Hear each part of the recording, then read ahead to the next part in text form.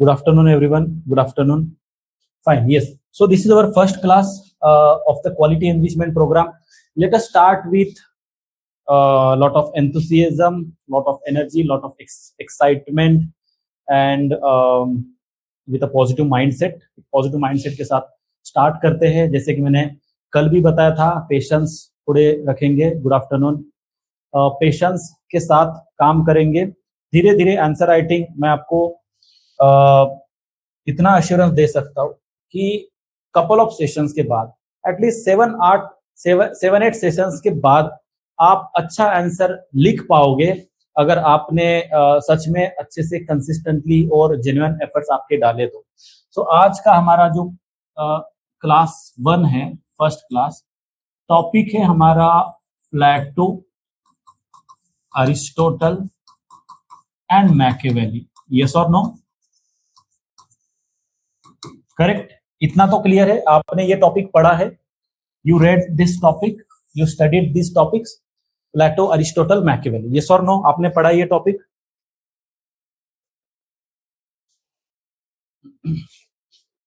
Yes, very good. So अगर आपने ये टॉपिक पढ़ा है सो आप you know about, like Plato के बारे में आपको पता है, अरिस्टोटल के बारे में आपको पता है, मैकियावेली के बारे में आपको पता है. But after discussing couple of questions, whatever you know about Plato, Aristotle and Machiavelli, I tell you कि your understanding, you might have definitely your own understanding, but after discussing couple of questions, आपकी जो इसको लेके understanding है वो definitely improve होगी और थोड़ा एक अलग पर्सपेक्टिव आएगा. क्योंकि यहाँ पर हम सिर्फ आंसर राइटिंग नहीं, हम अपना एक अप्रोच बिल्ड करने की कोशिश करेंगे, एक फ्रेमवर्क डेवलप करने की कोशिश करेंगे to look at the things. मतलब चीजों को देखने का जो एक नजरिया है, एक जो पैटर्न है, वो थोड़ा सा चेंज करने की हमें जरूरत है. So let us take the first question without wasting much of the time. ज्यादा कुछ हम डिस्कस नहीं करेंगे, पहला क्वेश्चन डायरेक्टली डिस्कस करते हैं फर्स्ट क्वेश्चन के साथ. पहला क्वेश्चन हमारे पास है, Plato was an enemy of open society. चलो प्लेटो का पहला क्वेश्चन लेते हैं. Plato was an enemy of open society. I hope my handwriting is readable. मेरी handwriting readable है, clear है.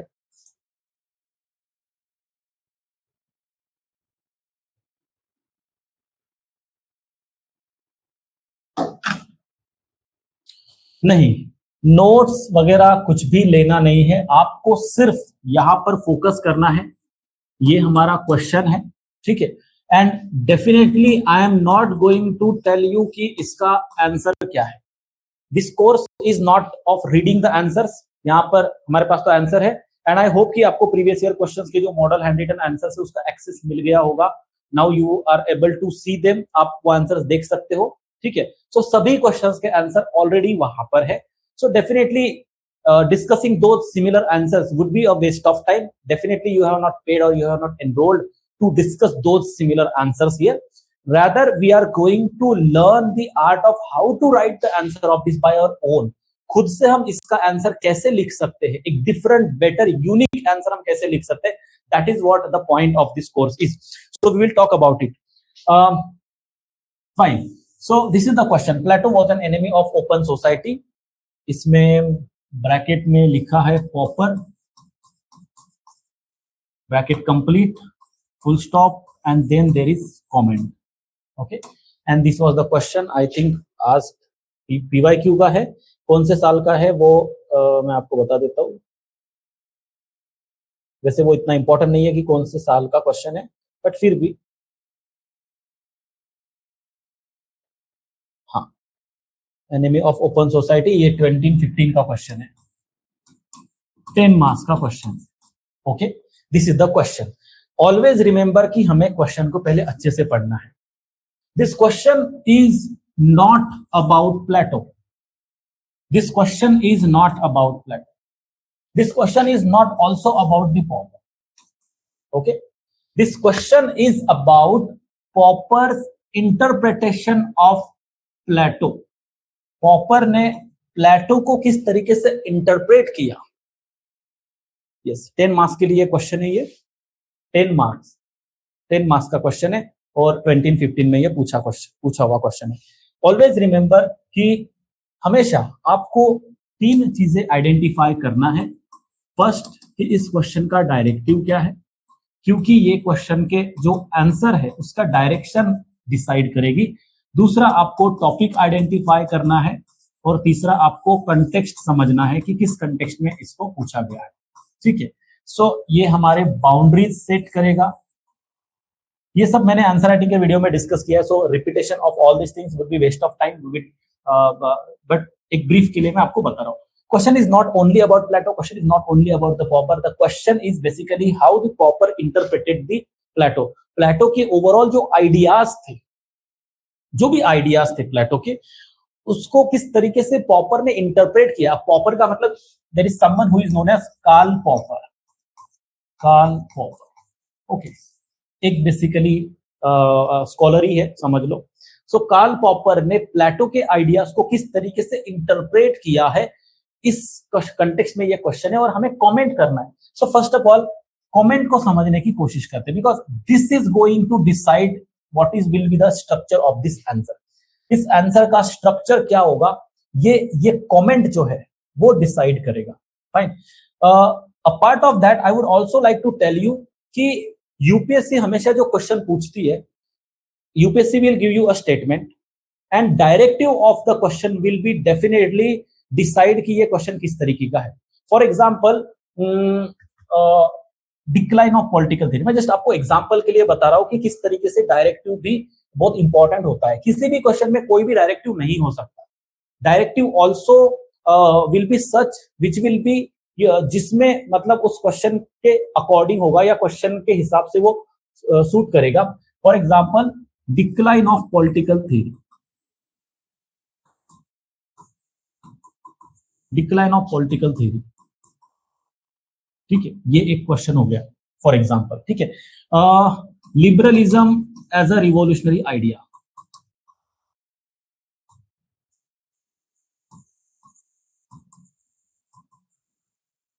As a revolutionary idea.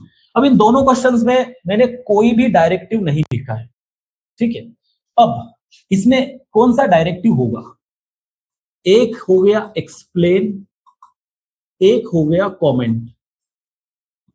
ये 2 क्वेश्चंस है और इन दोनों क्वेश्चंस में इसमें से कौन सा डायरेक्टिव फर्स्ट क्वेश्चन के लिए अप्लीकेबल होगा और कौन सा डायरेक्टिव सेकंड क्वेश्चन के लिए अप्लीकेबल होगा। Can you think about it? Please think about it and just give me, just help me with गेसिंग कि which of these 2 directives will be applicable to question number 1 and question number 2. Question number 1 और question number 2 में कौन सा directive ज्यादा applicable होगा। Okay, comment for the first. So comment directive first इसमें होगा और एक्सप्लेन डायरेक्टिव सेकंड इसमें होगा। Any reason for this? Any reason for this? Any reason for this? Any reason for this?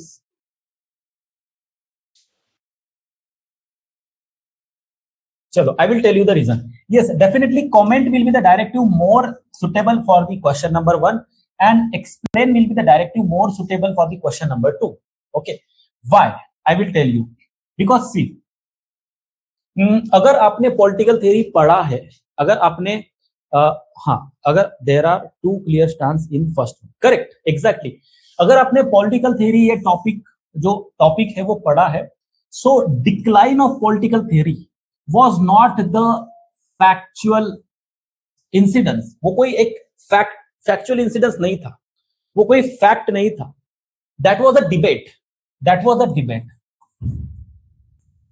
वहां पर डिबेट हुआ था कि फ्यू वेयर एग्रीड अपॉन कि ये डिक्लाइन हो रहा है और कुछ लोगों का कहना यह था कि ये डिक्लाइन नहीं, rather it is a transformation, rather it is an evolution. कुछ लोगों ने कहा, कुछ स्कॉलर्स ने कहा कि ये इवोल्यूशन है, it's a part of evolution, it's a part of transformative process, not necessary that it is a decline. ये जरूर नहीं कि ये डिक्लाइन ही हुआ। तो ये एक डिबेटेबल टॉपिक था। It was about a perspective, few looked it as a decline and few looked it as a transformation of a political theory. So actual में क्या हो रहा था ये किसी को नहीं पता था, सबका ये अपना अपना परसेप्शन था। किसी ने इसको जैसे वो होता है ना, एक गिलास में अगर आधा पानी भरा हुआ है तो कुछ लोग उसको आधा भरा हुआ देखते हैं, कुछ लोग उसको आधा खाली देखते हैं। तो रियलिटी कुछ और है, देखने का नजरिया डिफरेंट है। तो यहाँ पर इस वाले क्वेश्चन में देखने का नजरिया जो है वो डिफरेंट हो सकता है, दो डिफरेंट क्लासेस का, दो डिफरेंट लोगों का। इसीलिए there is a scope of making your own comment. आप यहाँ पर खुद की कमेंट लिख सकते हो, आप खुद के हिसाब से इसके इंटरप्रिटेशन कर सकते हो। करेक्ट, खुद के हिसाब से इसका इंटरप्रिटेशन कर सकते हो।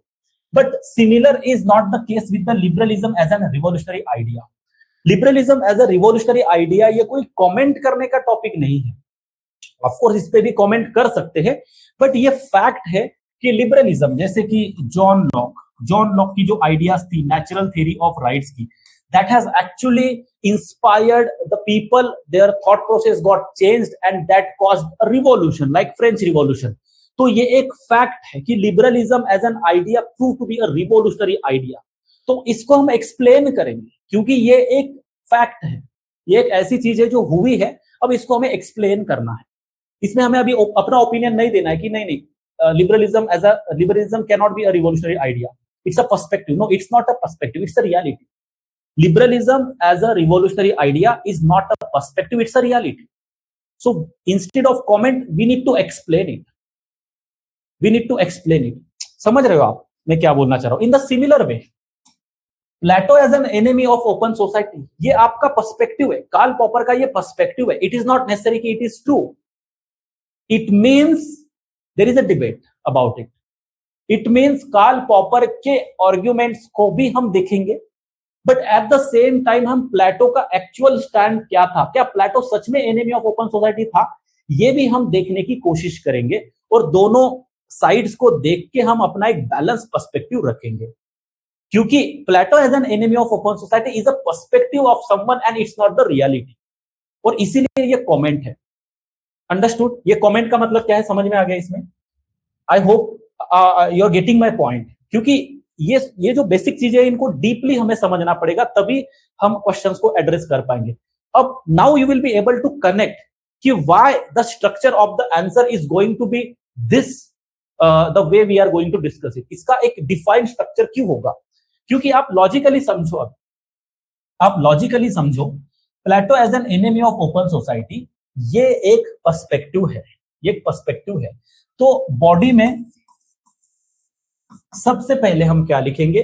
सबसे पहले हम वी विल टॉक अबाउट, अब इसमें अब आप समझो कि मुझे क्या करना है, मुझे कमेंट करना है। कमेंट करना है इसका मतलब कार्ल पॉपर ने ऐसा क्यों कहा, why Karl Popper said this, Karl Popper ने प्लेटो को एनिमी क्यों बताया। तो पहले मुझे ये बताना पड़ेगा, एनिमी ऑफ ओपन सोसाइटी बताया, तो पहले ओपन सोसाइटी क्या है पहले मैं ये डिस्कस कर लूं लॉजिकली। क्योंकि कोई भी कहानी बताते वक्त, कोई भी चीज को प्रूफ करते वक्त आपको स्टेप बाय स्टेप करना पड़ेगा। तो यहां पर फर्स्ट ऑफ ऑल मुझे यह बताना पड़ेगा कि ओपन सोसाइटी क्या होती है।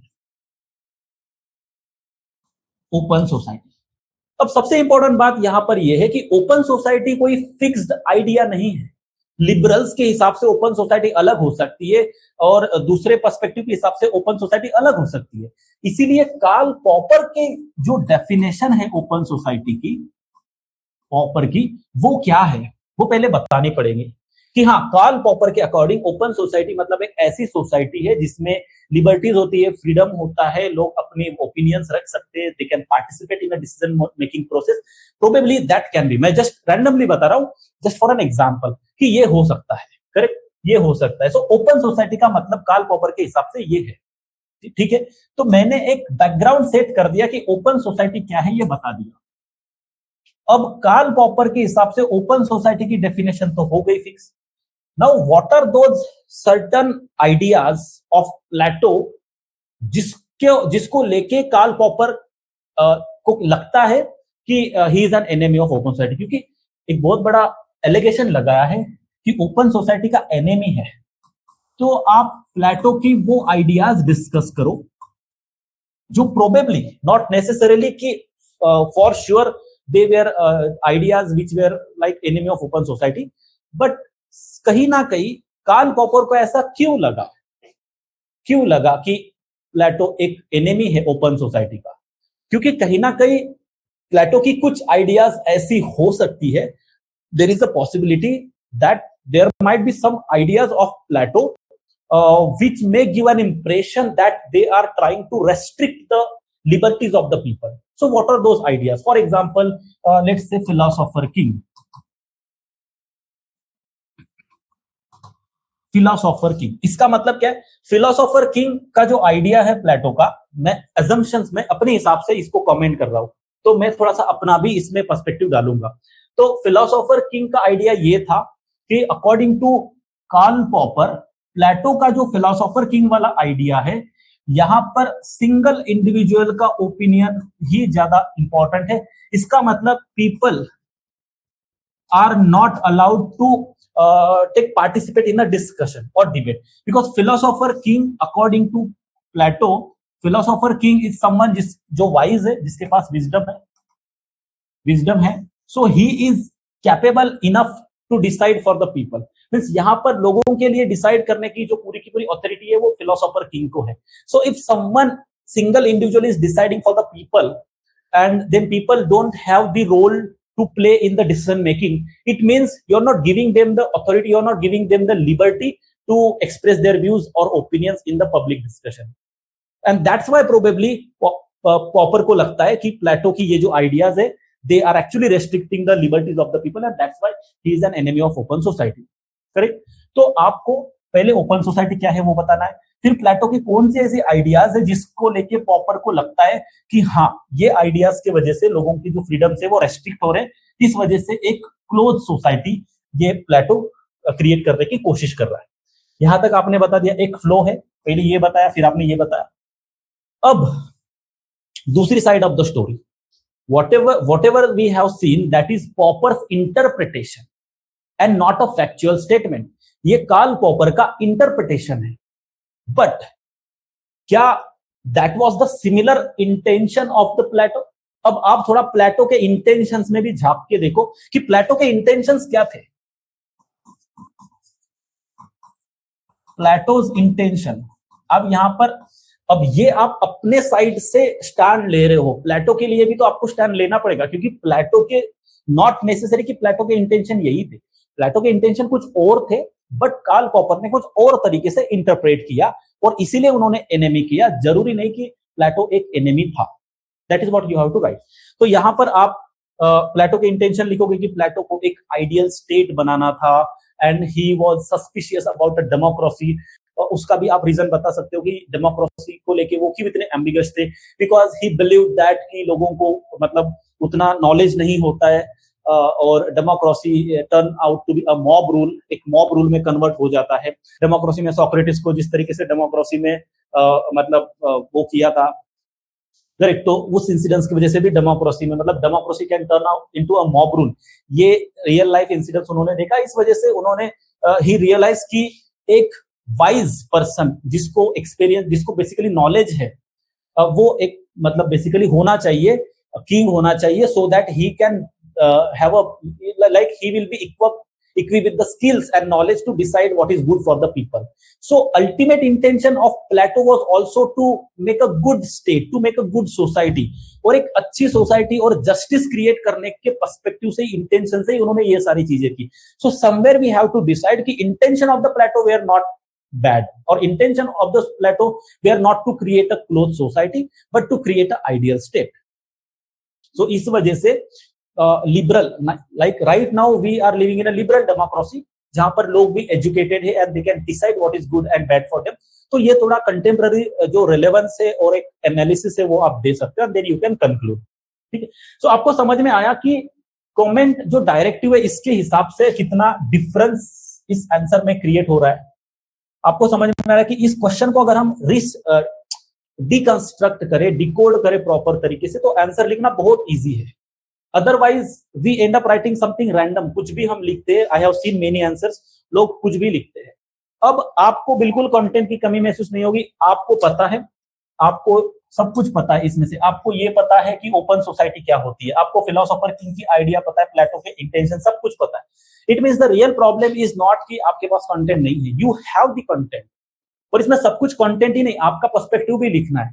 यू हैव द कंटेंट, आपको बस वो आर्गुमेंट्स प्रॉपर स्ट्रक्चर में, लॉजिकल फ्लो में लिखना है। So you want to try this question? एक क्वेश्चन आप ट्राई करना चाहोगे, लिखना चाहोगे? 7 मिनट्स का टाइम आपको मिलेगा, एक क्वेश्चन आप ट्राई करो।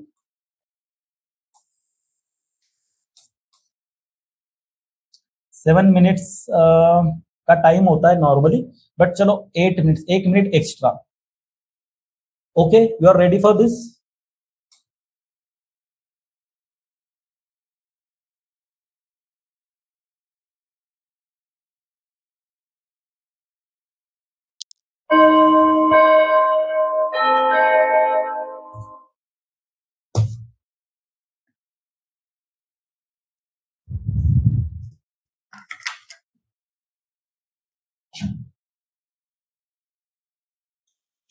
Hello everyone, completed the answer. Please tell me, you are able to write the answer? Whatever the knowledge and information you had, based on that you are able? क्योंकि इसमें कोई particular वो नहीं है, इसमें कोई पर्टिकुलर टॉपिक नहीं है, ठीक है। सो इंट्रोडक्शन में what we can write is, first of all always make sure, जैसे यहाँ पर जो हमारा डिस्कशन हो रहा है वो कार्ल पॉपर के बारे में हो रहा है। सो कार्ल पॉपर ने किसी तो अपने रेफरेंस वर्क में या किसी बुक में ये कहा होगा।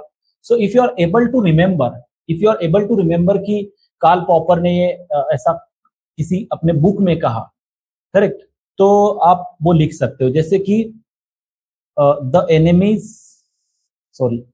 Open society and it's enemies, the open society and its enemies. This is the work by Karl Popper. Okay, Karl Popper. इसमें you can write, he described Plato as an enemy of open society. यहाँ पर आप open society, enemy of open society को आप थोड़ा सा highlight कर सकते हो, और this is not enough, because introduction is something, जैसे कि मैंने लास्ट क्लास में भी कहा था, नॉट इन योर्स क्लास, अभी थोड़ी देर पहले जो क्लास हुआ था, मैं आपको एकदम सिंपल वे में बताता हूं। If this is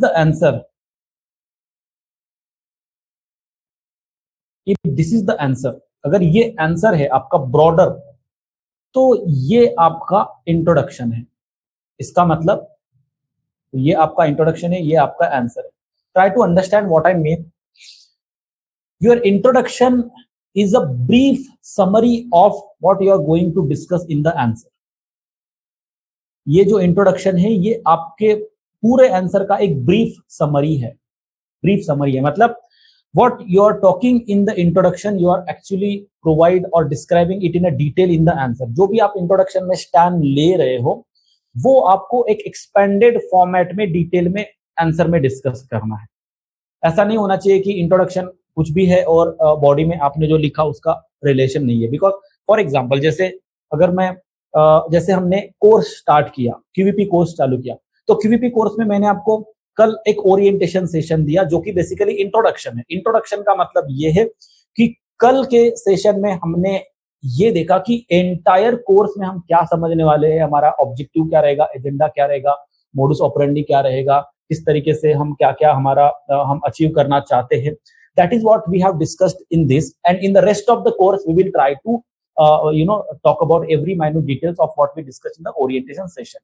So that is an introduction. या फिर फॉर एग्जाम्पल अगर मैं कोई वीडियो भी बनाता हूं तो उस वीडियो में स्टार्टिंग का 1 और 2 मिनट में मैं ये डिस्कस करता हूं कि hello everyone, in this video we are going to talk about this thing in this is the launch video of QVP course. In this QVP course these are the features we are going to discuss, like how to decode the question, how to address the demand of the question, how to identify it, how to structure our answers, और फिर हम एक एक component पर discuss करते हैं step by step.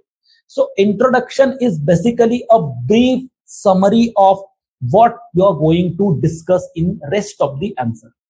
तो आपको ये बात आपके दिमाग में रखनी पड़ेगी. इट मीन्स यहां पर अगर मैं ये कहता हूं कि कार्ल पॉपर उनकी एक बुक है the open society and it's enemies, उसमें वो डिस्क्राइब करते हैं कि प्लेटो ओपन सोसाइटी का एनिमी है. तो आपने कंटेक्स्ट बता दिया कि कार्ल पॉपर ने अपनी किताब में ऐसा कहा, but this is not enough.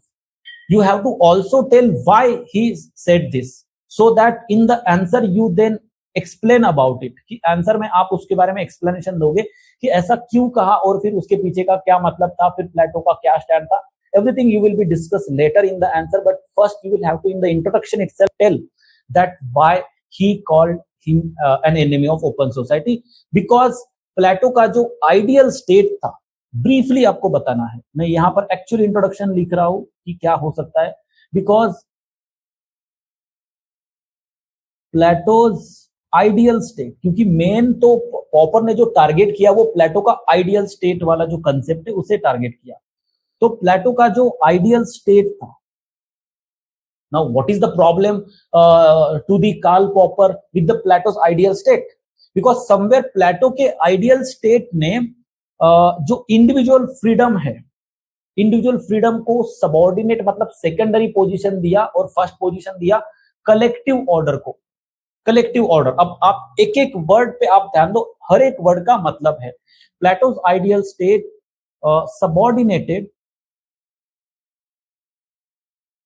Subordinated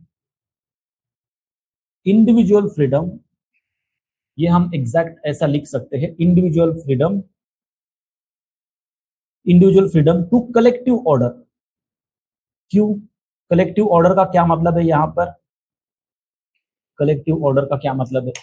this is the introduction.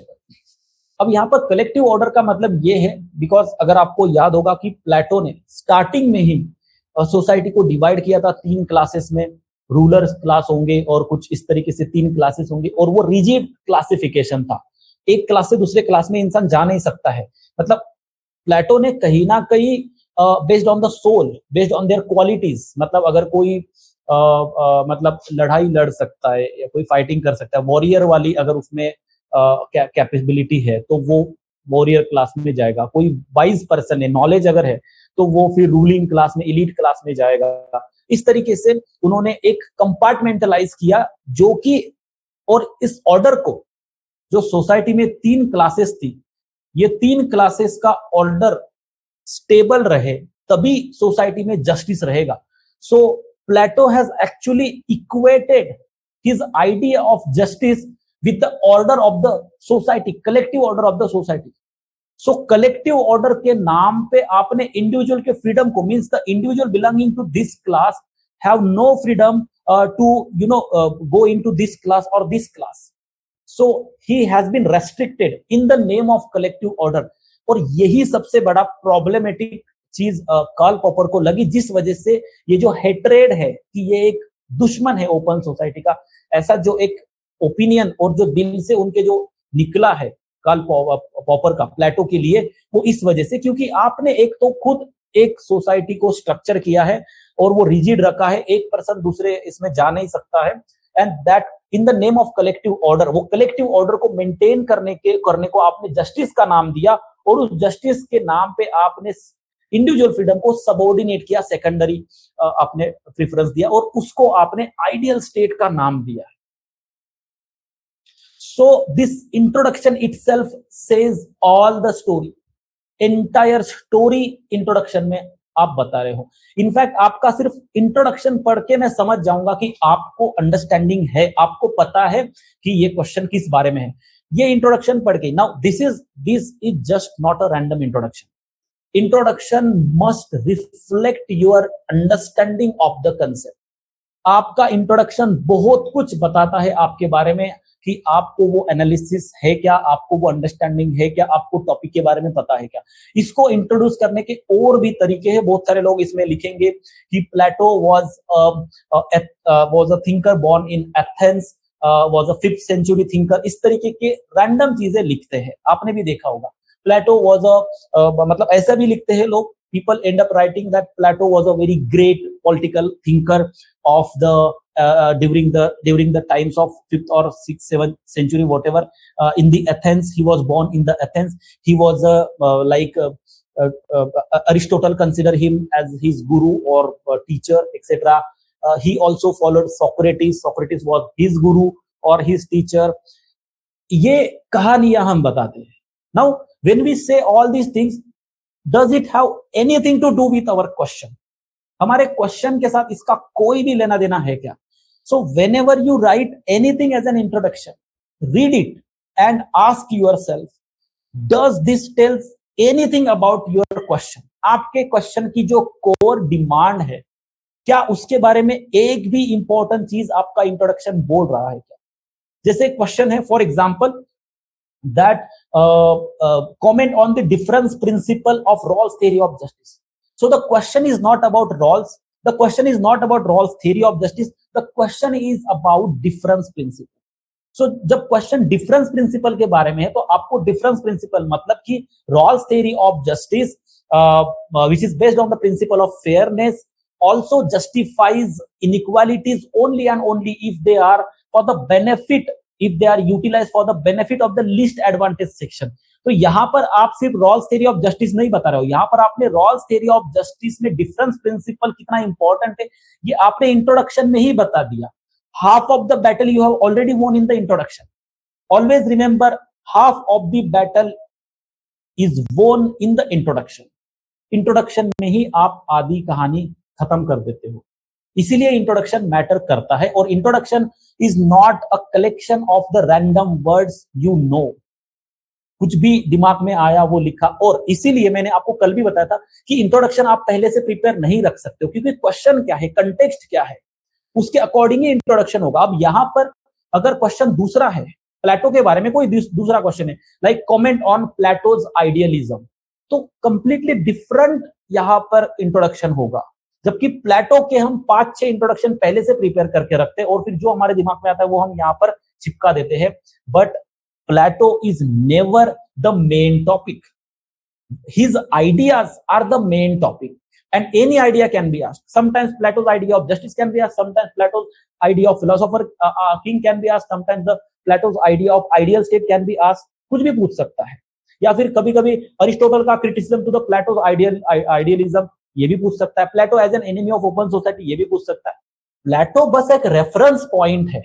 प्लेटो आपका मेन टॉपिक है ही नहीं. इसीलिए प्लेटो के ऊपर के 5-6 इंट्रोडक्शन प्रिपेयर करके अगर मैं जाता हूं और वो लिखता हूं, तो I am writing completely irrelevant things and that is the reason I am not getting the marks. Okay, ये कंक्लूजन और ये इंट्रोडक्शन है. दूसरा इंपॉर्टेंट, ऑलवेज ट्राई कि इंट्रोडक्शन में आप जो वर्क है, जैसे अगर आप रॉल्स थ्योरी ऑफ जस्टिस की बात करते हो, तो Rawls in his celebrated work theory of justice ऐसा कॉलम देके अंडरलाइन करके वहां पे मेंशन करो, which brings credibility. अब इस आंसर में अगर आप देखोगे, इस इंट्रोडक्शन में मैंने ओपन सोसाइटी एंड एनिमी इसको मैंने हाईलाइट किया. इवन कार्ल पॉपर को भी आप कर सकते हो, बट दैट इज ओके, वो इतना इंपॉर्टेंट नहीं है. एनिमी ऑफ ओपन सोसाइटी, क्योंकि ये हमारे क्वेश्चन का मेन सेंट्रल डिस्कशन होने वाला है.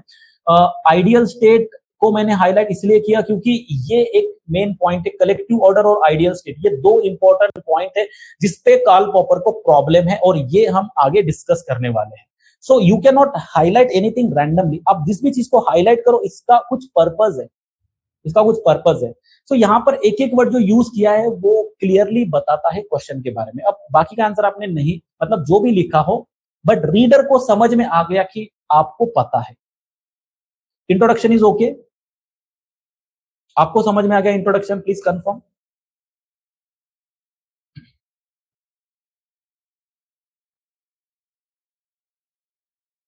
इंट्रोडक्शन अंडरस्टूड, समझ में आ गया? कोई किसी को कोई ऑब्जेक्शन है, मतलब कि नहीं सर मैं इससे एग्री नहीं करता हूं, कुछ और भी हो सकता है, कुछ दूसरा, तो भी you're welcome, your views are welcome, because we like follow the Socratic tradition, जहां पर हर एक का ओपिनियन भी कंसिडर हम करेंगे. करेक्ट. आपसे भी आगे के आने वाले टाइम में मैं आपसे भी एक्सपेक्ट करूंगा कि आप अपने साइड से भी कुछ इंट्रोडक्शन बताओ, अपने साइड से भी कुछ पॉइंट्स बताओ. क्या पता शायद वो पॉइंट्स हमें नहीं पता हो, मुझे भी नहीं पता हो. सो आपके कुछ पॉइंट्स यहाँ पे वैल्यू एडिशन का काम करे, बाकियों को हेल्प करे, क्योंकि ये कलेक्टिव एफर्ट्स है और इट्स नॉट अबाउट कॉम्पिटिशन, जिसको जो रैंक मिलनी है, जिसका जो आना है सक्सेस, वो होगा ही। Always believe in sharing, because what you give comes back to you. So हमेशा गिविंग नेचर रखो। वो लोग कभी एग्जाम क्लियर नहीं होते जो छुपा के रखते कि मैं अपने नोट छुपा के रखूंगा, किसी को बताऊंगा नहीं, ऐसा नहीं है। आप अपनी भी साइड से कंट्रीब्यूट कर सकते हो, तो वो दूसरों को हेल्प करेगा, तो दूसरा व्यक्ति भी एक्साइटमेंट में और हैप्पीनेस में, ग्रेटिट्यूड में आपको कुछ और चीजें शेयर करेगा तो शायद आप से मिस हुई हो। तो यस, अब कंक्लूजन की बात करते हैं, क्योंकि इंट्रोडक्शन और कंक्लूजन आपने पूछा था। कंक्लूजन की बात करते हैं। कंक्लूजन, ओके, क्या कंक्लूजन हो सकता है? क्या कंक्लूजन हो सकता है? कंक्लूजन देखो, कंक्लूजन के दो मतलब कंक्लूजन में दो स्टेटमेंट होते हैं। मैं आपको एकदम एकदम क्लियर कट बता देता हूं। कंक्लूजन में दो स्टेटमेंट होते हैं, ठीक है? कंक्लूजन में देखो दो स्टेटमेंट होते हैं, स्टेटमेंट 1, स्टेटमेंट 2। स्टाइल आप समझ लो। कंक्लूजन में दो स्टेटमेंट होते हैं, जिसमें से पहला जो स्टेटमेंट होता है वो ये बताता है, मतलब इट एक्चुअली अप्रिशिएट्स कि क्या क्या हुआ है, या ओवरऑल जो पहले डिस्कस हुआ उसको इन अ शॉर्ट समराइज करता है कि दिस इज द थिंग। मतलब अगर कोई फ्लॉ है, तो अगर कोई मतलब कुछ कंट्रीब्यूशन है तो वो भी अप्रिशिएट करता है, या फिर अगर कुछ फ्लॉ है तो वो भी आइडेंटिफाई करता है। कि फॉर एग्जांपल जैसे पॉपर ने प्लेटो को एनिमी ऑफ ओपन सोसाइटी इस तरीके से कैटेगराइज किया, कैरेक्टराइज किया, बिकॉज प्लेटो ने philosopher king, censorship, rigid social hierarchy, इस तरीके के जो आइडियाज है, और डेमोक्रेसी पे distrust, Plato shown distrust on democracy, he supported rigid hierarchical society. मतलब कहीं पर भी, जैसे इंडियन सोसाइटी भी तो हायरार्कियल है, आप जब बॉडी में लिखोगे तो आप इसका भी एग्जांपल दो कि किस तरीके से प्लेटो ने मतलब एक हायरार्कियल सोसाइटी, सोशल ऑर्डर को सपोर्ट किया था। That was also done in the Indian society also. Caste based hierarchy Indian society में भी है, तो that is also a close society, क्योंकि इस कास्ट का व्यक्ति उस कास्ट में ना खा सकता है, ना शादी कर सकता है, ना वो प्रोफेशन ऑप्ट कर सकता है, और वो उसको डिस्क्रिमिनेशन फेस करना पड़ता है just in the name of the caste. So ये भी तो एक तरीके का क्लोज सोसाइटी ही है। सो इन अ वे आप समझ लो कि एक ट्रेडिशनल सोशल स्ट्रक्चर में हमने modern idea of democracy which treats everyone equal, इसको हमने रखा है। मतलब हमने दो कंट्रास्टिंग आइडियाज को हमने प्रैक्टिस में लाने की कोशिश की है। We are practicing the democracy in a most conservative society, and that is the reason कि डेमोक्रेसी भी कास्ट बेस्ड हो गई। मतलब यहाँ पर वोटिंग होती है, voting is a modern practice of consent of the people, but that is based on the caste. So modern ideas took the shape of the conservative ideas, mix हो गया दोनों का confluence. That is what the IGP में इसी तरीके से हमें perspective रखना है, ठीक है?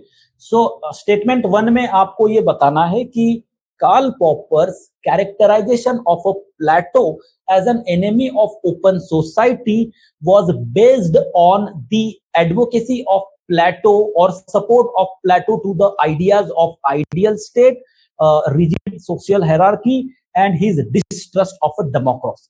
मतलब हमने समराइज किया कि कार्ल पॉपर ने प्लेटो को एनिमी ऑफ ओपन सोसाइटी इसलिए कहा क्योंकि ये तीन चीजें थी। But however Plato was not necessarily the same person Popper assumed. It means, however, Plato का जो अल्टीमेट कंसर्न था was pursuit of justice and moral governance, उसको प्रोवाइड करना था, करेक्ट? मोरल गवर्नेंस प्रोवाइड करना था। एंड देयरफॉर बट एक उसी में आधा स्टेटमेंट आपने बोल दिया, आधा स्टेटमेंट में आप लिखो फ्यूचरिस्टिक की definitely we can take some inspiration from the Plato's intention and not directly from his ideas. प्लेटो के आइडियाज से डायरेक्टली हम कुछ भी इंस्पिरेशन कंटेम्पररी या मॉडर्न गवर्नेंस सिस्टम में ले नहीं सकते, बट इसके इंटेंशंस जैसे moral governance, justice in the society, इससे हम थोड़ा सा इंप्लीमेंटेशन कर सकते हैं गवर्नेंस में। आप इसमें एडिशन कर सकते हो गुड गवर्नेंस, सोशल जस्टिस, जो हमारी वेलफेयर स्टेट, जो हमारी मॉडर्न आइडियाज है, उसके साथ लिंकअप आप करके एक पॉजिटिव वे में कि समवेयर प्लेटो के आइडियाज में प्रॉब्लम था जो कार्ल पॉपर ने आइडेंटिफाई किया, बट प्लेटो के आइडियाज से डायरेक्टली नहीं बट इनडायरेक्टली एक थोड़ा सा इंस्पिरेशन, क्योंकि इतना बड़ा इन अ वे हमारे पॉलिटिकल थ्योरी का, ठीक है। आप जो भी चीजें हैं आप आंसर में लिखो, हम आंसर भी डिस्कस करेंगे, आपके आंसर अगर आपने शेयर किए हुए तो वो भी डिस्कस डेफिनेटली करेंगे।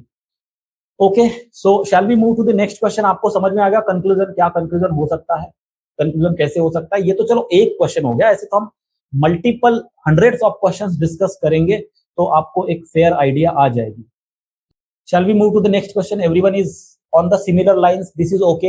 एज अ फर्स्ट क्वेश्चन आपको कुछ कुछ तो समझ में आया। देखो बिल्कुल एक्सपेक्ट मत करो कि पहले ही आंसर में हमें सब कुछ समझ में आ जाएगा, बट हाँ बी अप्रिशिएटिव एंड ग्रेटफुल कि चलो कुछ तो नया समझ में आ गया, कुछ तो नया सीखने को मिल गया। ठीक है, चलो with every answer we will definitely learn many new things and important things. See, it's not about कि you can disagree on the conclusion में agree और disagree होने के लिए वो कोई ओपिनियन मतलब वैसा नहीं है। कंक्लूजन में डिफरेंस हो सकता है, कंक्लूजन आपका दूसरा भी हो सकता है। कंक्लूजन करने के बहुत सारे तरीके हैं।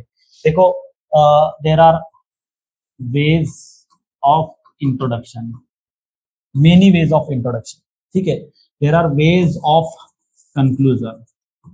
सो अभी यही तो प्रॉब्लम है कि हमें ऐसा लगता है कि फर्स्ट क्लास में फर्स्ट आंसर में ही हम सब कुछ डिस्कस करेंगे। पेशेंस रखो, मैं आपको इंट्रोडक्शन करने के 10 तरीके बताऊंगा, आपको कंक्लूजन करने के 10 तरीके बताऊंगा, लेकिन फर्स्ट क्लास में नहीं। पहले आप क्वेश्चन को डिकोड करना तो सीखो। पहले जो हमने ये जो किया है, क्वेश्चन को डिकोड करना सीखो, क्योंकि रियल जो टास्क है वो ये है, रियल टास्क ये है।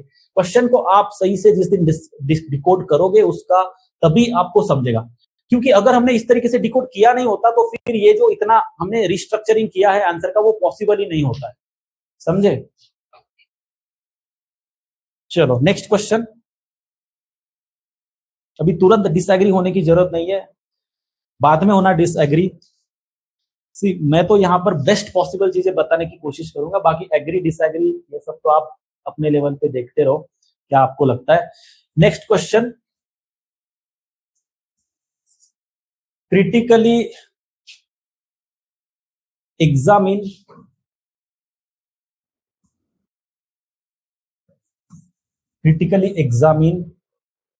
Machiavelli's views on religion and politics.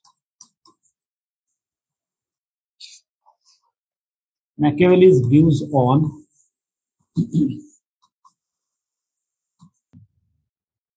critically examine Machiavelli's।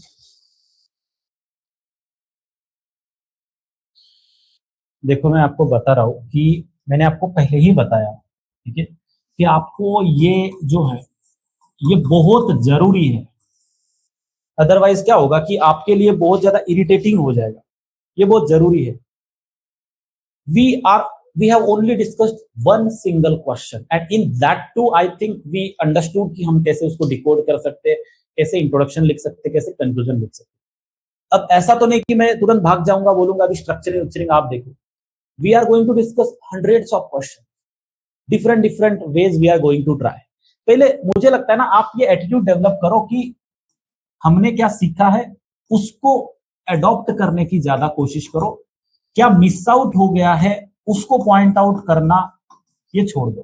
क्योंकि एक सिंगल आंसर, या तो ऐसा करेंगे कि मैं 5 ही क्वेश्चन डिस्कस करूंगा पूरे एंटायर प्रोग्राम में और हर एक इसका कैसे लिखना है क्या लिखना है, एक एक क्वेश्चन को मैं 2-2 3-3 दिन डिस्कस करके सब कुछ बताऊंगा, but that won't be enough. हमें मल्टीपल क्वेश्चन डिस्कस करने पड़ेंगे। तो अभी बॉडी कैसे स्ट्रक्चर करना, शायद दूसरे क्वेश्चन में हम बॉडी कैसे स्ट्रक्चर करना इसके बारे में बात करेंगे, शायद तीसरे क्वेश्चन में हम कंक्लूजन को और दूसरे तरीके से कैसे लिखना इसके बारे में बात करेंगे। सो थोड़ा सा एक मतलब मैंने आज भी लिखा है, मतलब स्ट्रेस ज्यादा मत लो, करेक्ट। ज्यादा स्ट्रेस लोगे, ज्यादा आप सोचेंगे कि ये कैसे करूं वो कैसे करूं, that is not the solution. हम क्या कर रहे हैं उसको समझने की तो कोशिश करो ना। जो मैंने आपको अभी बताया है वो आपको समझा है क्या, that is the main question. क्या आपको ये समझा है जो हमने आज डिस्कस किया, आपको वो समझा है, कुछ नया आपको मिला है? Okay, so this is the question, this is the question. और critically examine Machiavelli's views on the religion and politics. कितने मार्क्स का क्वेश्चन है ये मैं आपको बता देता हूं।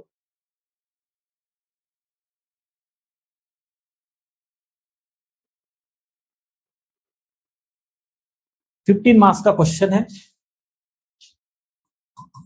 और 2018 में ये पूछा है, मतलब 2018 में ये क्वेश्चन आया है एग्जाम में। सो क्रिटिकली एग्जाम, अब यहाँ पर सबसे इंपॉर्टेंट है, now this is also one of the question, ये मैंने बहुत सिलेक्टिवली ये क्वेश्चन इसलिए लिया है क्योंकि मैकियावेली के रिलीजियन के ऊपर जो व्यूज है और पॉलिटिक्स के ऊपर जो व्यूज है, इसके ऊपर इतनी ज्यादा मिसअंडरस्टैंडिंग है, इतना ज्यादा मतलब इरेलेवेंट आंसर हम लिखते हैं, बहुत सारे लोग बहुत इरेलेवेंट आंसर लिखते हैं, like everyone directly start talking about secularism, but it was never about secularism. First of all, be very much clear कि मैकियावेली का जो idea of religion and politics है वो सिर्फ सेक्युलरिज्म के बारे में नहीं है, that is all together a different thing, बहुत ही डिफरेंट यहाँ पर पर्सपेक्टिव है। तो बहुत इंटरेस्टिंग है। Let us try to understand, first of all let us try to understand कि ये जो क्रिटिकली एग्जामिन है, पहले इसका मतलब समझ लेते हैं। हमने कमेंट का मतलब तो समझ लिया, आई होप कि आपको समझ में आ गया कमेंट का मतलब क्या है। अब क्रिटिकली एग्जामिन का मतलब क्या है ये समझने की कोशिश करते हैं। क्रिटिकली एग्जामिन, ठीक है, क्रिटिकली एग्जामिन में देखो हमें क्या करना है। फर्स्ट, सबसे पहले हमें एक्सप्लेन करना पड़ेगा। First we need to explain, क्योंकि क्रिटिकल एग्जामिनेशन करना है ना, तो आप क्रिटिकल एग्जामिनेशन करने के पहले आपको एक्सप्लेन तो करना पड़ेगा कि ओवरऑल आइडियाज क्या है, पहले आइडियाज क्या है आपको वो पहले एक्सप्लेन करना पड़ेगा। सो एक्सप्लेन क्या करना पड़ेगा, यहां पर एक्सप्लेन क्या करना पड़ेगा, एक्सप्लेन आपको क्या करना है, first explain मैकियावेलीज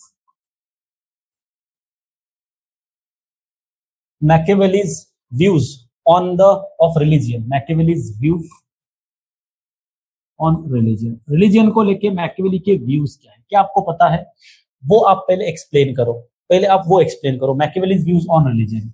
secondly, his understanding of politics,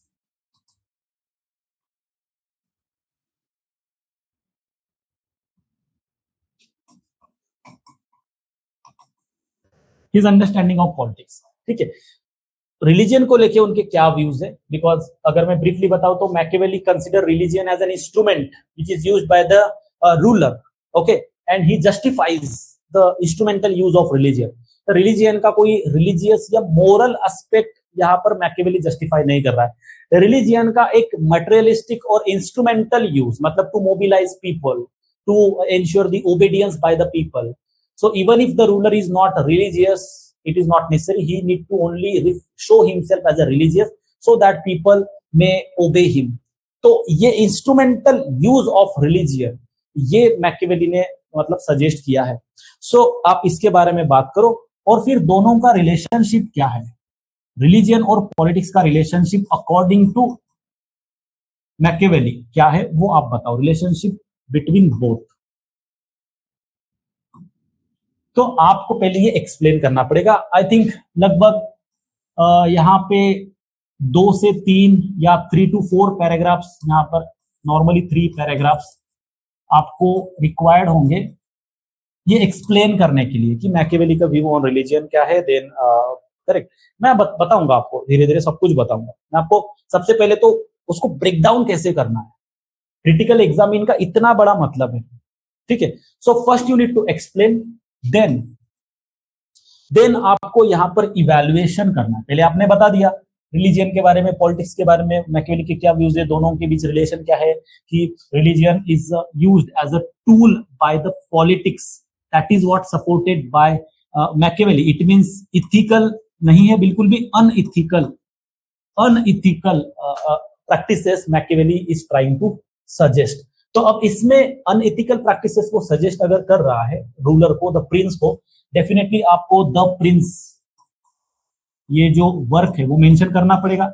जैसे ही मैकियावेली आ गया आपके माइंड में द प्रिंस आना चाहिए, जैसे ही प्लेटो आ गया द रिपब्लिक वगैरह, तो ये जो बुक्स है उनके जो वर्क्स है वो आपके माइंड में आना चाहिए। एटलीस्ट जो प्रोमिनेंट जो थिंकर्स है उनके वर्क, आपको जैसा ग्राम्स्की का अगर आया तो आपको पता होना चाहिए ग्राम्स्की का बुक कौन सा है। कार्ल मार्क्स अगर आता है तो आपको पता होना चाहिए कौन सा लिखना है बुक, ठीक है। जॉन लॉक आता है, जेएस मिल आता है, हॉब्स आता है, रूसो आता है, हना अरेंड आती है तो आपको पता होना चाहिए Karl Popper open enemy of open society, ये आपके माइंड में ऑटोमेटिकली आना चाहिए, तभी वो आपके आंसर राइटिंग में रिफ्लेक्ट होगा। So if you have time, so first of all आप एटलीस्ट जो 10-15 इंपॉर्टेंट स्कॉलर्स है पॉलिटिकल थ्योरी के, जो थिंकर्स है, उनके और उनके बुक्स को आप मतलब लिख के रखो एक लिस्ट में, और कभी भी चलते चलते बात करते करते उसको थोड़ा रिवाइज करो, सो दैट आपके आंसर्स में नेचुरली, जैसे ही आपने प्लेटो लिखा वहां पर द रिपब्लिक आ जाना चाहिए, जैसे ही आपने जॉन लॉक लिखा तो टू ट्रीटीज ऑफ गवर्नमेंट, ये आना ही चाहिए, नेचुरली आना चाहिए। इसके लिए सेपरेटली मुझे बताने की जरूरत नहीं है, this is the practice.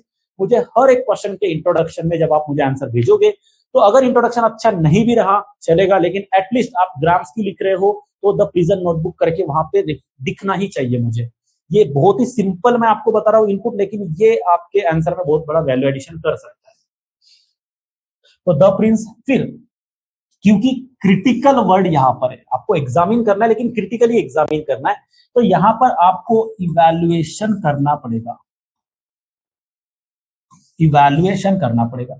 Evaluation का मतलब ये कि मैकियावेली ने जो भी कहा है, पहले आपने एक्सप्लेन किया कि इसने क्या क्या कहा है, फिर जो भी वो कहा है उन्होंने, उसके फायदे क्या है और नुकसान क्या है, इसका इवैल्यूएशन आपको करना पड़ेगा। करेक्ट। सो पॉजिटिव्स,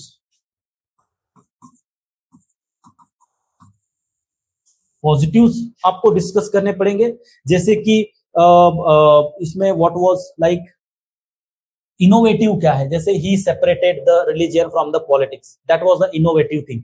तो एक अच्छी बात यहां पर आप लिखोगे कि ये एक इनोवेटिवनेस, बिकॉज रिलीजियन का काफी ज्यादा डोमिनेंस था, तो ये एक अच्छी बात यहां पर आप लिख सकते हो।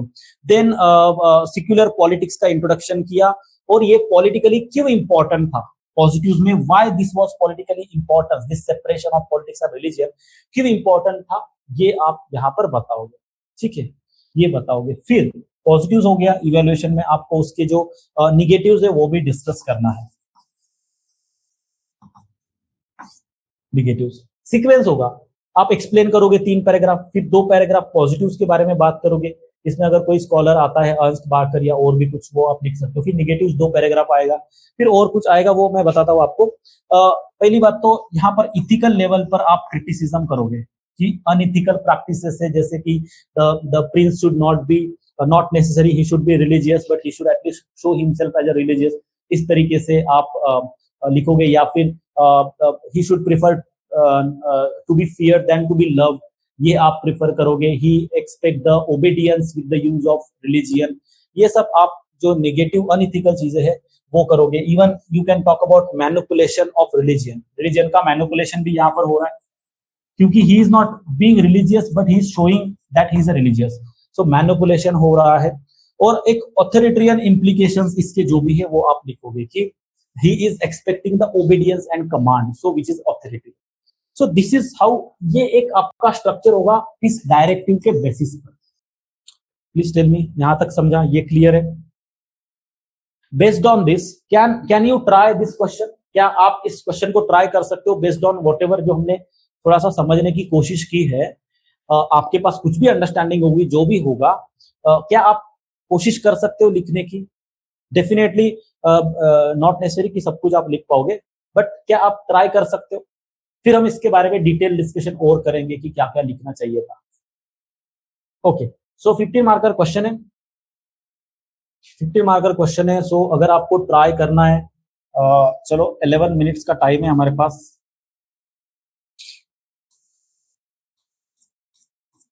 ट्वेल्व मिनट्स का टाइम लेते हैं। So your time start now.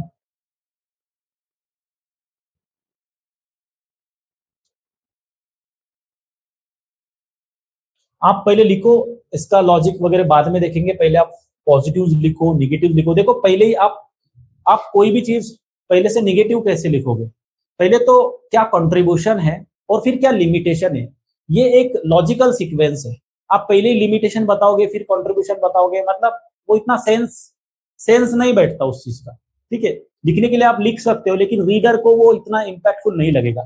पहले तो आप ये बताओगे ना कि कैसे his instrumentalist like Machiavelli's instrumental use of religion in the politics, how it has contributed to the politics, how it has separated secularism वगैरह, तो हमेशा तो हम पहले पॉजिटिव डिस्कस कर सकते हैं कि how it has contributed, and then we talk about, क्योंकि जो पॉजिटिव्स डिस्कस करने के बाद जो लैकुनास मिस आउट हुए हैं वही तो हमारे निगेटिव्स है, समझ गए?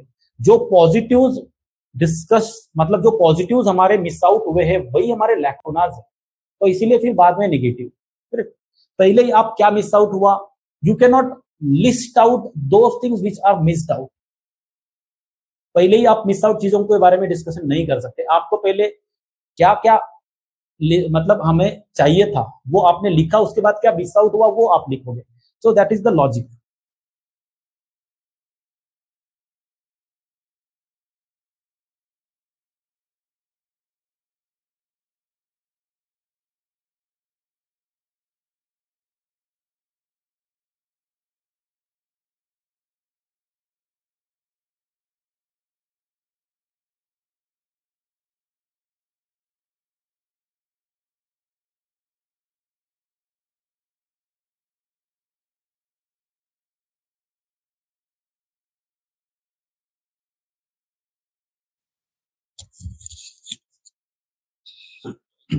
Hello everyone, completed? You were able to write the answer?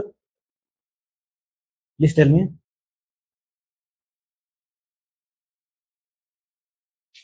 Okay. Can you please share your answers with me? Let me just see. देखते एक बार क्या क्या लिखा है आपने।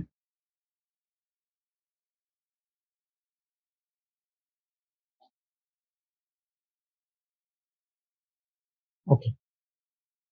So I will try to read couple of your answers. एक दो लोगों के आंसर मैं रीड करके यहाँ पर थोड़ा सा दिखाता हूँ आपको भी कि क्या आप लोग लिख रहे हो, so that we get the idea. I will also tell कि इसमें क्या और किया जा सकता है।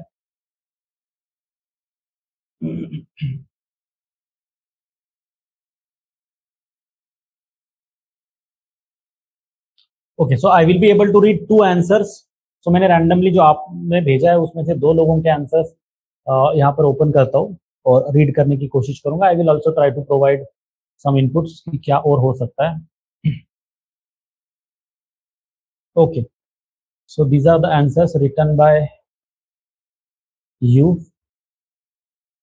Critically examine Machiavelli's views on religion and politics. Religion और पॉलिटिक्स पे मैकियावेली की जो व्यूज है उसके बारे में यहाँ पर हमें बात करनी है। सो this is the question, and मैं तो नहीं दिख रहा हूँ आपको वीडियो में शायद because of the like white background, but I am not important. I think आपको ये दिख रहा है clearly.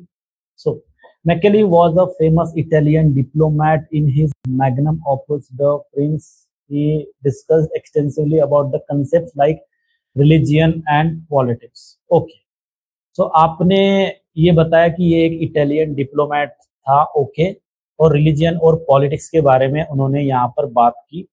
Now the question again कि is my introduction telling anything about religion and politics, जो कि समथिंग कॉन्क्रीट, क्या मेरा इंट्रोडक्शन कुछ भी कॉन्क्रीट बता पा रहा है इसके बारे में, मतलब जो हमारा रिलीजन और पॉलिटिक्स है इसके बारे में? So no, definitely not. यहाँ पर सिर्फ एक बात अच्छी है कि हमने मेंशन किया है the prince, okay, that too with detailing of 1513। So ये एक अच्छी बात है, बट ओवरऑल जैसे कि मैंने पहले क्वेश्चन में आपको बताया कि इंट्रोडक्शन शुड रिफ्लेक्ट कि हम क्या करने वाले हैं, वो क्रक्स यहाँ पर डिस्कस होना चाहिए। सो इन अ वे हम ऐसा बोल सकते हैं, अगर मैं बताऊं आपको कि क्या इंट्रोडक्शन लिखना चाहिए, सो लेट्स सी कि क्या इंट्रोडक्शन लिख सकते हैं। Let's just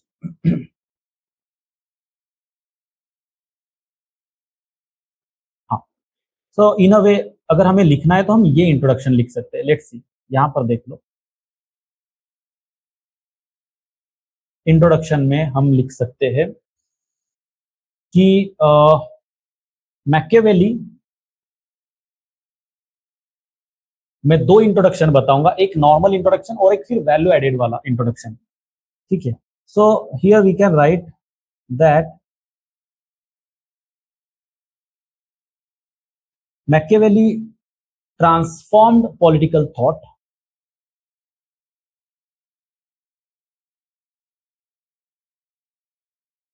transformed political thought, क्योंकि whatever he talked about religion and politics, it has significantly changed the way people started looking at the politics. So Machiavelli transformed political thought by treating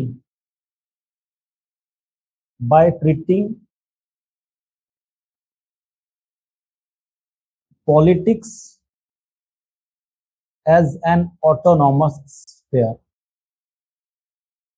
Now why I am writing this, मैंने ये autonomous sphere politics को एक autonomous sphere बोल के क्या ऐसा अलग मैंने क्या लिखा, क्या मैंने डिफरेंट लिखा, क्योंकि उसके पहले before politics, sorry before Machiavelli, because we know Machiavelli को हम सन ऑफ रिनेसेंस भी कहते हैं. व्हाई? क्योंकि before Machiavelli the relation between politics and religion, because always remember the question is about religion and politics. आप एक बार question देख लो. Question में हमारी दो चीजें प्रोमिनेंटली है, पॉलिटिक्स एंड रिलीजियन. यहां पर Machiavelli is standing in on a border. Before Machiavelli ये दोनों एक दूसरे को डोमिनेट, मतलब एक दूसरे के साथ मिक्स्ड थे, और आफ्टर मैकियावेली ये सेपरेट हो गए. तो सबसे बड़ा जो ट्रांसफॉर्मेशन मैकियावेली के थॉट ने लाया है वो यही है, और इसी के ऊपर क्वेश्चन है. और अगर हम इसको मेंशन नहीं कर रहे तो फिर हम इंट्रोडक्शन में वो लिख नहीं रहे. मतलब इट्स नॉट अबाउट कंटेंट. आपको भी ये पता है, मैं कुछ भी आपको नया या कुछ भी आपको ऐसा नहीं बता रहा हूं जो आप नहीं जानते. You already know this. And value addition is never about writing something different. It is writing the same thing in a different approach. Value addition या एक इफेक्टिव आंसर का मतलब ये नहीं है कि आप कुछ अलग लिखो. अबे अगेन आपको मैं बोल रहा हूं कि आपको कंटेंट के पीछे भागने की बिल्कुल भी जरूरत नहीं है. कंटेंट के पीछे भागने की आपको बिल्कुल भी जरूरत नहीं है, क्योंकि कंटेंट आपको पता है. आपको पता है कि मैकियावेली वाज द वन जिन्होंने रिलीजियन और पॉलिटिक्स को सेपरेट किया. ओके, उनके पहले मिक्स था, मतलब dominance of religion was there on the politics. मतलब politics as a separate sphere, it was not autonomous, it was dictated by religion. Politics was not autonomous, it was dictated by religion. So there was an influence of a religion in the politics. So he was the first person, he was the one who contributed his political thoughts in such a way that he started treating politics as a separate autonomous domain. Politics को separate autonomous domain की तरह treat करने की जो शुरुआत है वो Machiavelli ने की. क्यों? क्योंकि आगे हम बात करने वाले फर्स्ट पैराग्राफ में हम बात करेंगे his views upon the politics. Machiavelli के पॉलिटिक्स को लेके जो व्यूज थे, सो रिलीजियन को, politics should not be guided by the morality, politics should not be guided by the religion, rather politics should be guided by the real power struggle. जो real power struggle है, जो demand है, उसके हिसाब से politics guide करना चाहिए, not on the base of the morality. तो we are going to talk about it. तो उसका जो बैकग्राउंड सेट है, जो कंटेक्स्ट सेट है, वो यहां पर हमें करना पड़ेगा. So everything we write in the introduction has to make proper sense to the question which or answer which we are going to discuss. These are not big things, these are not any glamorous things, these are not something out of the box. These are, if we are writing something, nothing we are writing out of the box, it is just we need to think out of the box. आपको out of the box सोचना है. जब आप out of the box सोचोगे तो out of the box लिखोगे. Are you getting me? Okay, so Machiavelli transformed political thought by treating politics as an autonomous sphere. Autonomous sphere. तो मैं जो भी यहाँ पर हम लिख रहे हैं उसका मीनिंग क्या है, उसका एसेंस क्या है, वो मैं आपको यहाँ पर बता रहा हूँ. Autonomous sphere, which is मतलब politics as an autonomous sphere he treated, which is governed by power and necessity. तो जो जरूरत है, पावर एंड नेसेसिटी, जो डिमांड है, पावर और नेसेसिटी, ये दो एस्पेक्ट पर politics has to be govern and not on the basis of the religion. Religion should not govern the politics, rather power और नेसेसिटी, पावर की रिक्वायरमेंट क्या है, नेसेसिटी क्या है, उसके हिसाब से होना चाहिए, rather than rather than Christian morality.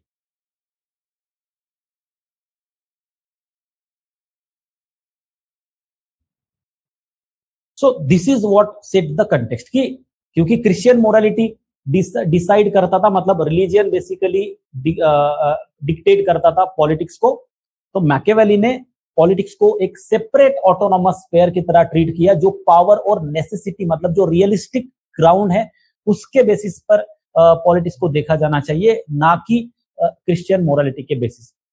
और आपको अगर इसको थोड़ा और एक्सटेंड करना है, क्योंकि बड़ा क्वेश्चन है तो इंट्रोडक्शन थोड़ा बड़ा हो सकता है। सो ही viewed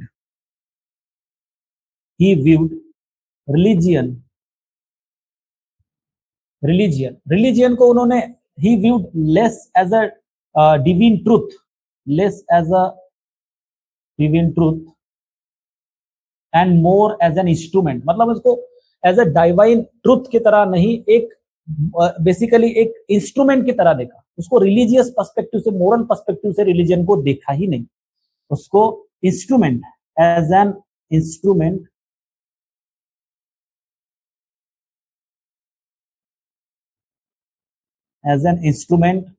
फॉर व्हाट, जैसे कि मैंने स्टार्टिंग में बताया, एक ओबीडियंस लाने के लिए, एक स्टेट में stability, for civic obedience, civic discipline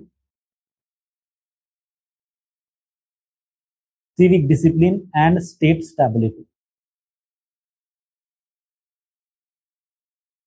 so आगे चल के Machiavelli is going to justify so many things, unethical treatment, unethical use of religion, deception, ये सारी चीजें मैकियावेली जस्टिफाई करने वाला है। क्यों? क्योंकि मैकियावेली के लिए सबसे इंपॉर्टेंट है स्टेट की स्टेबिलिटी और सिविक डिसिप्लिन। ओबीडियंस और डिसिप्लिन रहेगा तभी स्टेट में स्टेबिलिटी रहेगी, तो सबसे इंपॉर्टेंट है स्टेट स्टेबिलिटी। स्टेट की स्टेबिलिटी सबसे ज्यादा इंपॉर्टेंट है। तो ये हमने इंट्रोडक्शन में ही बता दिया। थोड़ा सा मतलब ये अगर हम नॉर्मल वर्डिंग्स में अच्छे हैंडराइटिंग में लिखेंगे तो ये प्रॉपर 3 to 4 लाइंस में आ जाएगा, बट एक होलिस्टिक इंट्रोडक्शन हो जाएगा। अंडरस्टूड। तो अब देखो ये है, और फिर हमने क्या लिखा था, हमारा ये एक इंट्रोडक्शन है।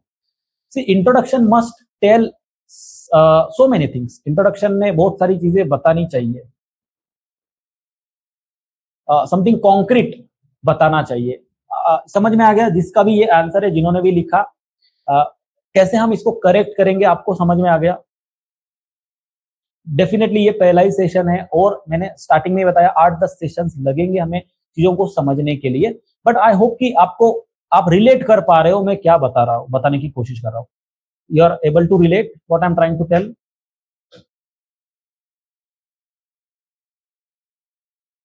यस, ओके, ठीक है। So I will read further. जैसे ही हमारा इंट्रोडक्शन बदल जाएगा ना, हमारा आंसर जो है, हमारा जो बॉडी का स्ट्रक्चर है वो भी बदल जाएगा।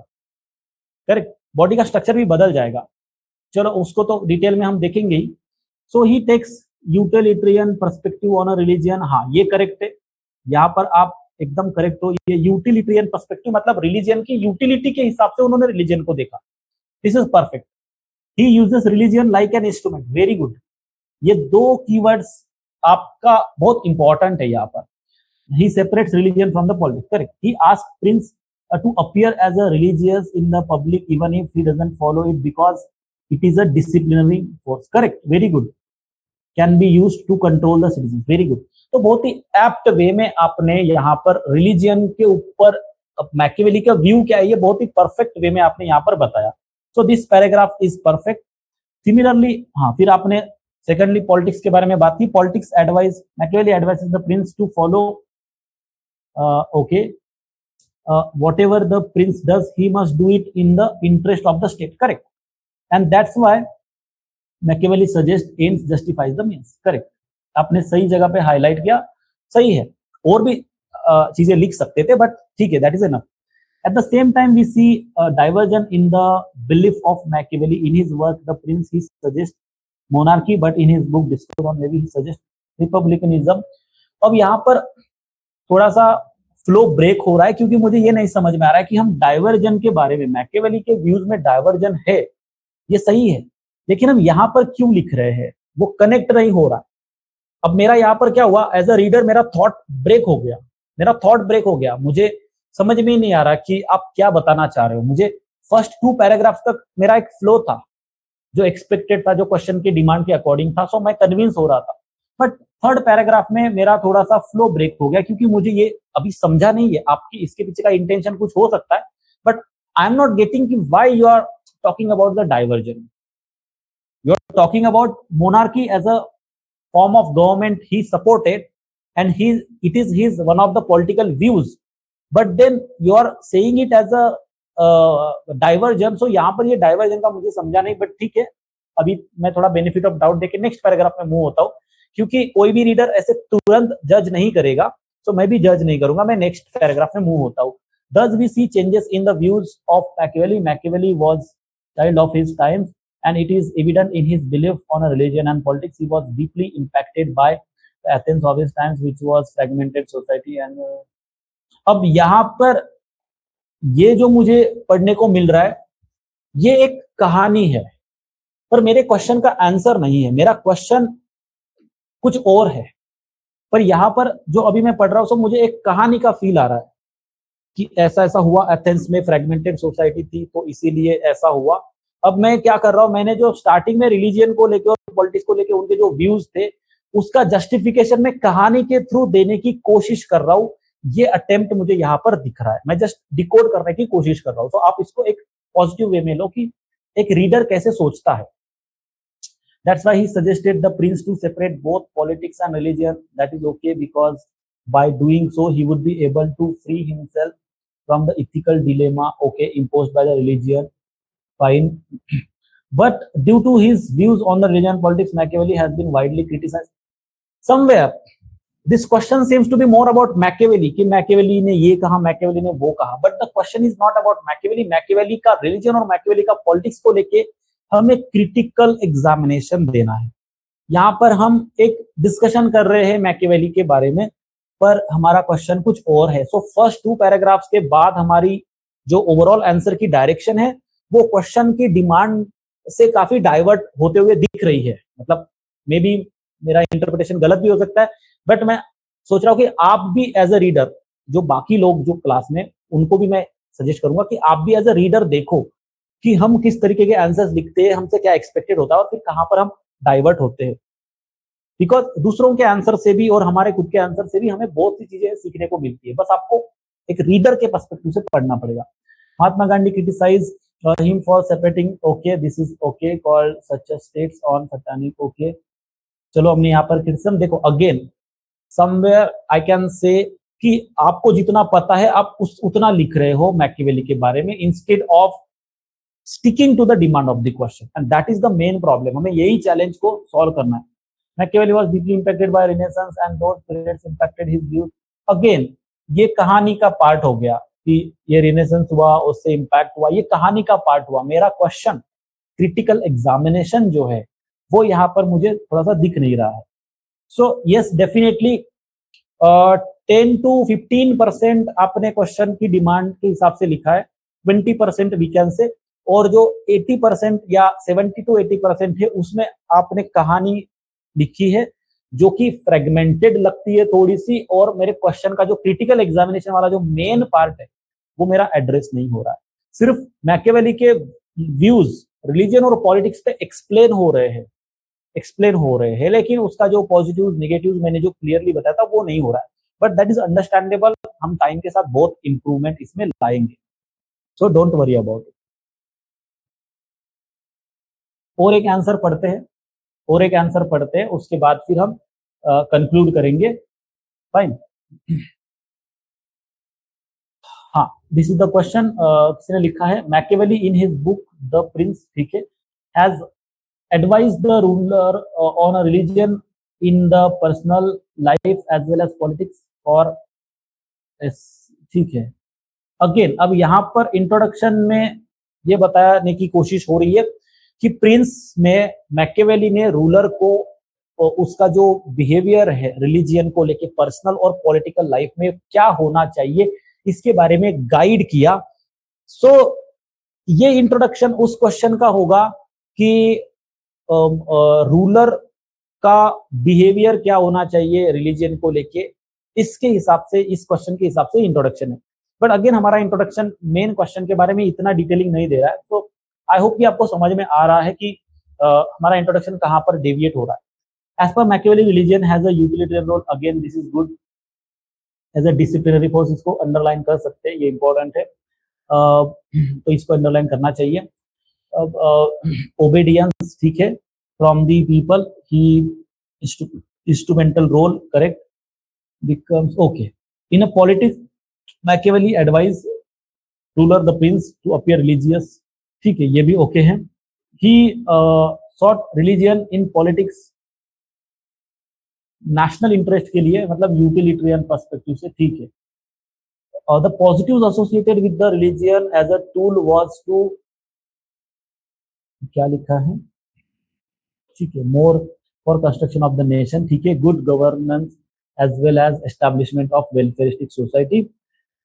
It has ethical, while it has, अब देखो पॉजिटिव्स में हमें बहुत सारे और भी 2-3 और चीजें लिख सकते थे, फिर नेगेटिव में हमने लिखा इथिकल इम्प्लीकेशन है, correct. Machiavelli advise it's better to appear, okay, he, ठीक है। Still Machiavelli is respected as a, okay, as he was the first to separate religion and politics। अब यहाँ पर हम मैकियावेली के बारे में बात कर रहे हैं, पर हमें उतना बात नहीं करना मैकियावेली के बारे में। हमने जो पॉलिटिक्स और रिलीजियन वाला जो प्रॉब्लम है उसको ही सफिशिएंटली एड्रेस नहीं किया, तो हम उस पर थोड़ा और डिटेल में जा सकते थे। इंस्टेड ऑफ हमने थोड़ा कट शॉर्ट किया वो डिस्कशन, और मैकियावेली के बारे में लास्ट पेज में हमने डिस्कशन लाया है। इन हिज डिफेंस सबवेन system sympathetic view towards Machiavelli and called among rather than, ठीक है, ओके। तो ये थोड़ा मैकियावेली के बारे में क्या बोल रहे हैं वो है, in Indian context religion has principle. So yes, I hope आपने भी 30 to 40% जो है थोड़ा सा डिमांड को एड्रेस किया है डेफिनेटली, और थोड़ा सा 50 to 60% में हम डेविएट हुए हैं, बट इट्स ओके, हम इसको और भी बेटर कर सकते हैं।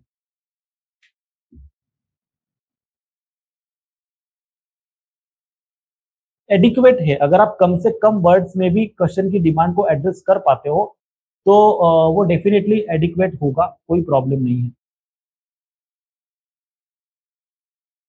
ठीक है, ओके।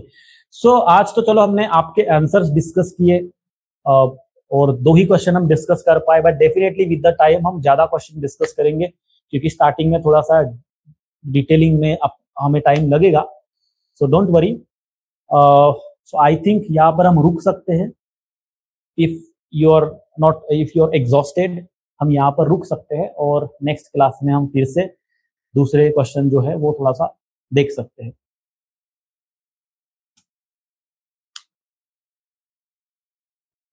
डेफिनेटली इस क्वेश्चन का आंसर जो है हैंड रिटन जो मॉडल आंसर है वहां पर आप एक बार देख लेना।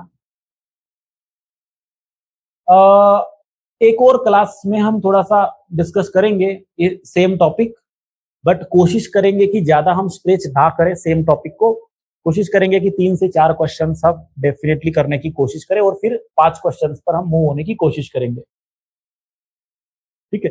बट ये 2 क्वेश्चंस आप और एक बार प्रैक्टिस करो विद जितना भी हमने अभी डिस्कशन किया उसके बेसिस पे, और उसी के साथ साथ जो मॉडल आंसर से हैंड रिटन उसमें इनके आंसर्स आप जरूर पढ़ो।